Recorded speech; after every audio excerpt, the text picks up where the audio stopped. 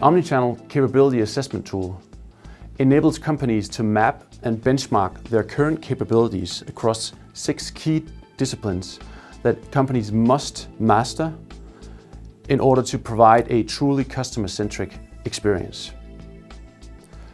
The tool is based on a model that has been developed by over 60 experts from the industry and is documented in the book Make It All About Me by Rasmus Hovland.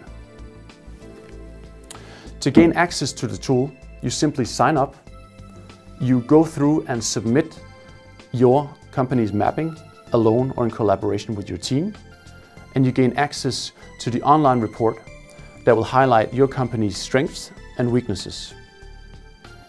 In the report, you're able to benchmark your company's current capabilities with your competitors within your industry, companies of a similar size, or however else you choose to tailor the benchmark.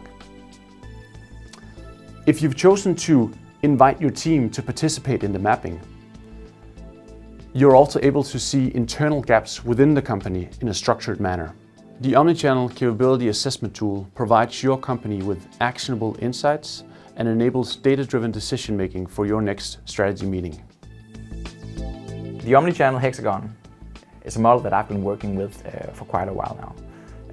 It covers 6 disciplines that you should master in order to create as many seamless customer journeys with as few resources as possible. It's not your standard rated chart. This is a model that puts the customer in the center. So instead of measuring maturity from the inside and out, we put the customer in the center and we measure maturity from the outside and in. I found, together with more than 60 experts helping me in building this maturity model, found that these are the 6 disciplines that you should be focusing on if you want to achieve customer centricity. We found that it's an extremely useful tool for creating meaningful conversations around the subject across both departments and competencies.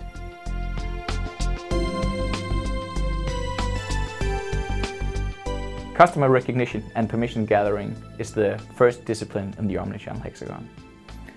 On the first level of maturity, it's about being able to identify your customer. If you want to, at some point later on, reach out to your customers with a personalized message, then you need to at least know which customer is it that you're dealing with. So that's where the recognition part comes in. As soon as you start being able to recognize your customers, normally you recognize them on these digital handles that you also use to communicate with them on. You recognize them on their email address, their phone number, their app ID, or even a cookie. As you're able to reach customers across channels and recognize them, you start building up volume. It becomes a natural focal point for a company at this place. So you build up a large customer database, and then at some point you're more obsessed with actually getting your existing customers engaged than with actually hunting down new customers. So this comprises the 3 levels of this discipline within the Omnichannel Hexagon. I would say we are going from the middle maturity level to the top level. We are able to recognize almost all our customers across channel, online with a login session, and in-store it's not as smooth as we like, but it's able for us. And of course, when we send an email, we are able to know who they are and what they prefer. During the last 2 years, we have built one of Denmark's biggest loyalty clubs with more than 500,000 permissions. And now we are going from volume generating to get more loyalty within our customer club.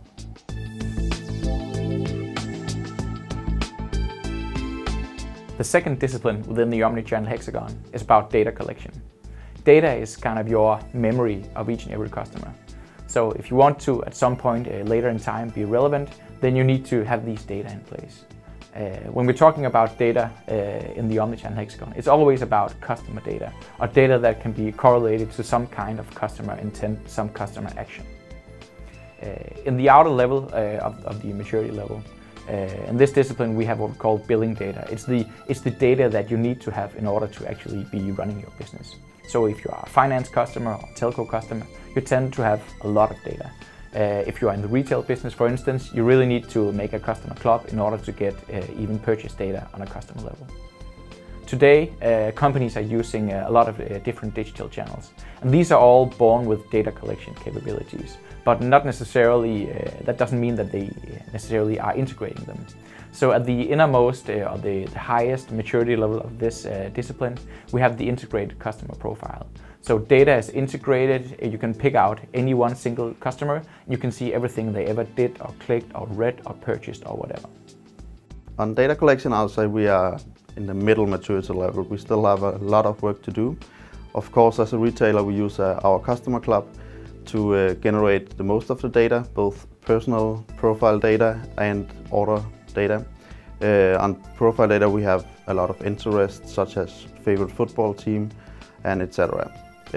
We combine that with satisfactional data, and also now with the digital channels, we try to collect behavioral data and combine it to a single customer view platform, and moving on to working with marketing automation in the near future.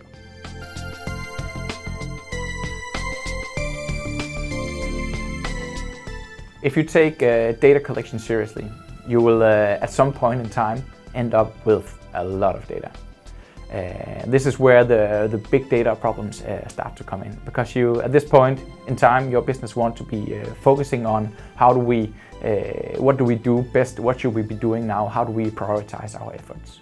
So in the first level of maturity, companies within data discovery will be looking at how they can do purchase analysis, basket analysis, how they can do anonymous surveys, and you might already be doing a lot of this stuff.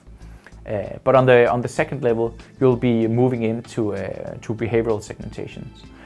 So you'll be looking at which customer behavior, which customer data correlates with profitable customers or unprofitable customers. The customers that churn, that cancel their subscription, what happens in the data the month up till this happens.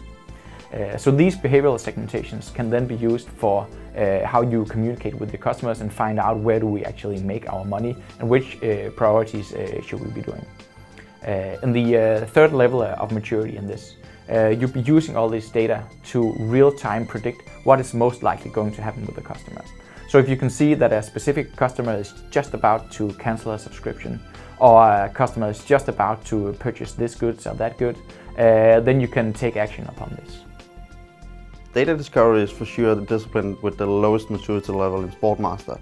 We are not experts, and for sure we have a lot of work to do.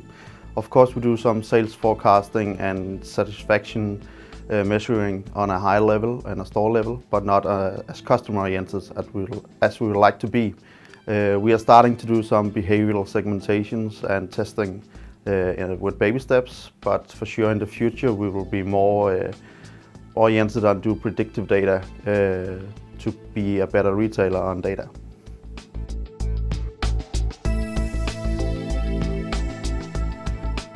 The fourth discipline in the Omnichannel hexagon is about communication and service. Ultimately, this is what it all boils down to. You want to be creating these one-to-one intimate customer relationships with your customers. But again, we start from scratch, most companies do. So in the outer level of maturity, the first level of maturity, we have mass communication. And this is the sort of the set-off point for where you start engaging with your customers. And I believe that you should probably always be doing mass communication to some extent, because there will always be some customers that you don't have a contact with, you don't have a permission with, you don't have any data on, and so on. So mass communication is not dead, but you should perhaps think of it in another way. So you use this as a starting point for creating your customer relationship.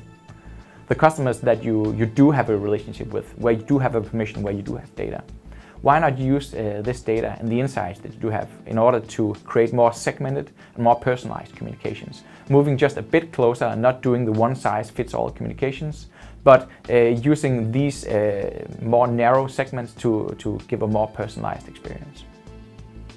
If you're really good at this in the third level of maturity, this is where you could go actually into one-to-one communications. So no matter on which channel you meet your customer, whether it's the customer coming to you inbound in the store or calling you up in the call center, or you're reaching out to your customers with email marketing, marketing automation, text-based messaging, or whatever, the customer will experience receiving as a message that it's in direct line with where they are in their customer relationship, where are they in their customer life cycle. So marketing will not be perceived as pushy, but actually be a welcome service. On communication and service, we are in a middle maturity level. For sure, it's the hardest discipline of all to find the right marketing mix. We do some mass communication, of course, and we'll do that in the future too, because it generates a lot of sales. But we can also see when we do segmentation and personalized communication, we have some impressive results. Today it's a little bit handheld, so we have invested in a new platform to find and be better on doing the right mix between mass communication and personalized communication. Some of the things that we'll move on with is trigger flows, life cycle flows, and event-based communication. So for sure it's an important discipline and we have to move on in the future.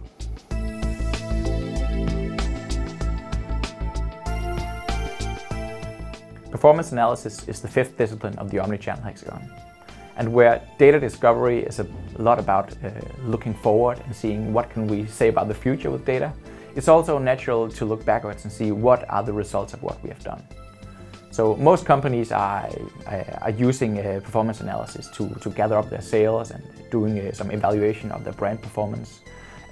Most customers are also interested in measuring sales per channel or engagement or reach or open rate, all these channel-specific measures. But I believe that you get what you measure. So if you're into creating customer experiences that are seamless across channels, then you need to also be focusing on customer metrics in the way that you do performance analysis. So you should be measuring stuff like customer lifetime value, net promoter score, customer satisfaction, and so on, and see how these correlate. So if you are launching a new app, for instance, the interesting thing here is not how many people have downloaded the app, and how many views do we have, and how many have picked up on this. It's also, note that I say also, it's also about the profitability of the customer using it. So the customers who are using our app, do they in fact become more profitable when using this? This is a way that customer-centric measures can help you see whether or not you're succeeding with Omnichannel. On performance analysis, we're at the top level, and it's for sure our CFO's favorite discipline, because it's here you can see some effects. As a retailer, we have measured sales and performance by channels for ages, and we'll for sure do that in the future too. But the major step for us is that we have moved to looking at the customer metrics, and everyone says that omnichannel customer is more valuable than a single channel. That is true for us, and we can see that in the data. And it's a major step in the omnichannel journey to prove your results by actually numbers and figures. We have also implemented some visual dashboards for our marketing department, and also here we can see a change in culture, being more data oriented and working with data day by day.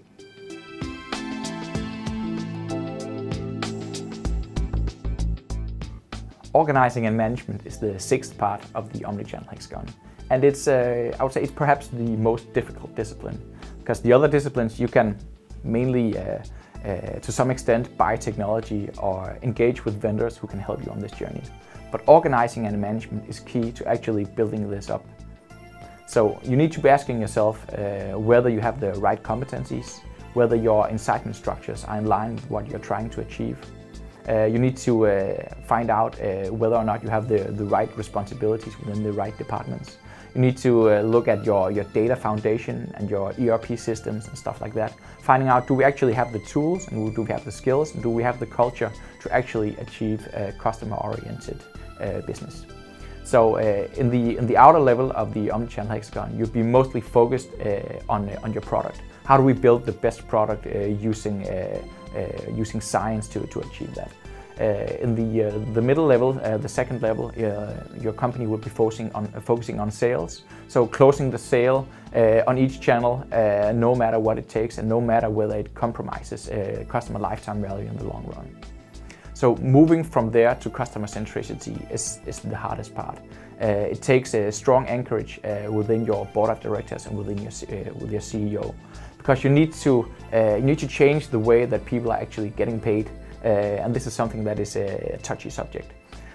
So moving from the product-oriented through the sales-oriented to the customer-oriented level here is what you need to work on with your organization to achieve omnichannel success. On organizing and management, we are moving to the top maturity level because it's anchored heavily in our board of directors, because it's driven the valuation of our company, and also highly anchored by our CEO, which is important for the omnichannel journey, that the CEO supports this journey. We have worked a lot with culture, because we know that culture eats a lot for breakfast, also technology, and we have spent a lot of time on educating our store managers on the whole omnichannel and customer-oriented perspective, because they are meeting our customers on the floor every day, so it's important for us. We also have a lot of competences internally. Of course, we work with a lot of agencies, but we are on a highly skilled level on customer-oriented disciplines internally in Sportmaster.